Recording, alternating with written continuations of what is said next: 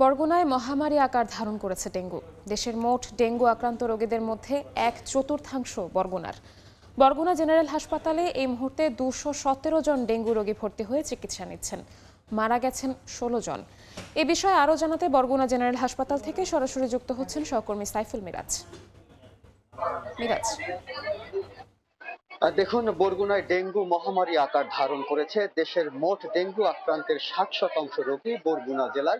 এবং বরগুনায় এই মুহূর্তে বিভিন্ন স্বাস্থ্য কেন্দ্রে বা হসপিটালে 241 জন ডেঙ্গু রোগী চিকিৎসাধীন রয়েছেন। এদের মধ্যে 219 জন ডেঙ্গু রোগী বরগুনা 250 শয্যা বিশিষ্ট জেনারেল হসপিটালে ভর্তি রয়েছেন। এখানে ডেঙ্গু রোগীদের চাপে হসপিটাল কর্তৃপক্ষের হিমশিম অবস্থা। আমরা হসপিটালের ঘুরে দেখেছি যে হসপিটালের বেড, কেবিন, এমনকি মেঝে, সিঁড়ি সর্বত্রই শুধু ডেঙ্গু রোগীর ছড়াছড়ি। আমরা সকালে বরগুনা জেনারেল হসপিটালের মেডিসিন বিভাগের জুনিয়র কনসালটেন্টের সঙ্গে কথা বলেছি।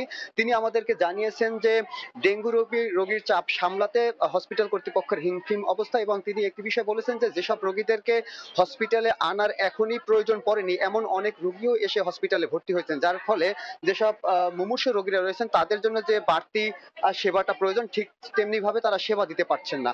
অন্যদিকে রোগীদের সঙ্গে কথা বলে আমরা জেনেছি যে হসপিটালে স্লাইন সংকট রয়েছে। যদিও হসপিটাল কর্তৃপক্ষ বলছে যে পর্যায়ক্রমে স্লাইন সংকট দূর করা হবে, এবং এনএস ডেঙ্গু শনাক্তকারী যে টেস্ট NS1 এবং CBC এই দুটি টেস্ট রোগীরা আমাদেরকে জানিয়েছেন যে সম্পূর্ণরূপে বন্ধ রয়েছে। এর ফলে কিন্তু তাদেরকে বাহিরে গিয়ে তাদের টেস্ট করাতে হচ্ছে। আমরা কিন্তু বিষয়টি নিয়ে বরগুনার সিভিল সার্জনের সঙ্গে কথা বলেছি।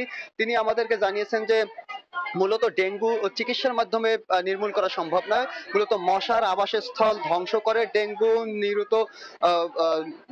করে ডেঙ্গু নিয়ন্ত্রণে আনতে হবে। কিন্তু আসলে বরগুনায় মশা নিধন কার্যক্রম সেভাবে ত্বরান্বিত না থাকার কারণে দিন দিন ডেঙ্গু রোগীর সংখ্যা বৃদ্ধি পাচ্ছে, এবং বরগুনায় কিন্তু এখন পর্যন্ত 16 জন ডেঙ্গুতে আক্রান্ত হয়ে মারাও গিয়েছে। তো এই ছিল বরগুনা থেকে আমার কাছে সবশেষ।